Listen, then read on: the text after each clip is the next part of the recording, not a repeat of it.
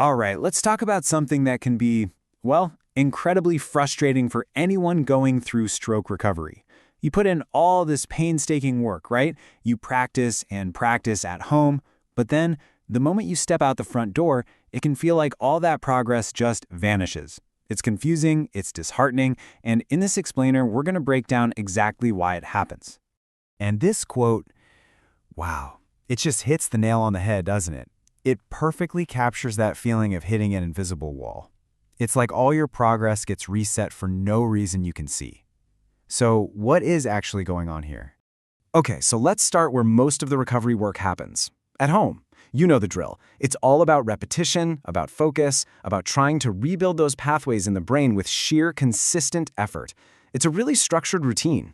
Day in and day out, it often starts with the absolute basics. I mean, just practicing the act of standing, feeling your feet on the ground, finding that center of balance again. And then you build on it. You move on to practicing stepping. Every single movement is so deliberate, so controlled, and you do it over and over and over. And, of course, practicing turning. You know, these are the fundamental building blocks for getting around. The focus is just intense, and the effort, it's huge. And you know what? All that hard work really starts to pay off. At home, in that familiar space, you can feel it. Things genuinely get better. Your movements become more controlled, you feel more stable, life just starts to feel a little more manageable again. You can actually feel the progress. But then comes the real test, right? Taking those skills that you've worked so hard on and bringing them out into the real world. And this is where the whole story can take a really sharp and confusing turn. It reveals this critical gap between your practice and reality. And here it is. This is the core of the issue. At home, everything is known. It's your space, it's controlled, it's stable, you can really focus. But the second you step outside, the rules totally change. The ground is different, the sounds are different, the conditions are completely unpredictable, and all that sensory input, it can be just plain overwhelming. And your body's reaction to this brand new environment can be immediate. That feeling of control you had at home, it just vanishes. And suddenly, you feel stiff. Those movements that were getting smoother now feel totally uncoordinated. And sometimes, the body just seems to freeze up, almost like it can't remember the very things you just taught it.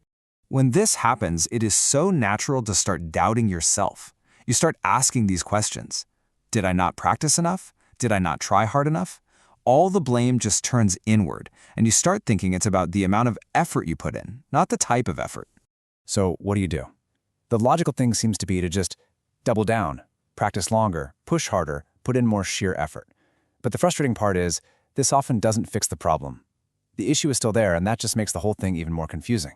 And this whole frustrating cycle often leads to a really important realization, a kind of aha moment that changes how you see the entire problem.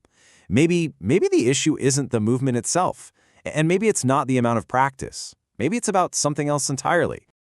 And here it is, the big insight. Just because you can do something in one environment, that doesn't mean it'll automatically work in another. Your brain, in its amazing attempt to heal, can sometimes learn a skill too specifically. The movement gets tied to the context, the look and feel of your living room, and it's not quite ready for the rest of the world yet.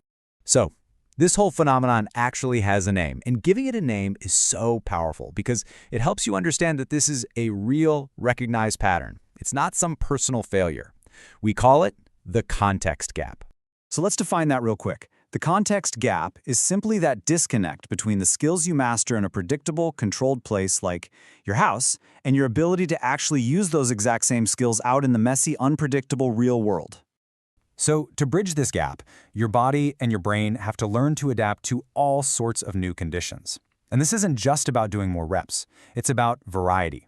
Your brain needs to learn to handle different spaces, different time pressures, and that constant, messy element of unpredictability that, just defines real life. This really gets to the heart of it all. The improvement you felt at home, that wasn't an illusion. It was absolutely real. But it was hyper-specific. Your brain had mastered walking in the living room, but it hadn't yet been taught how to translate that skill to, say, a busy sidewalk or an uneven park path.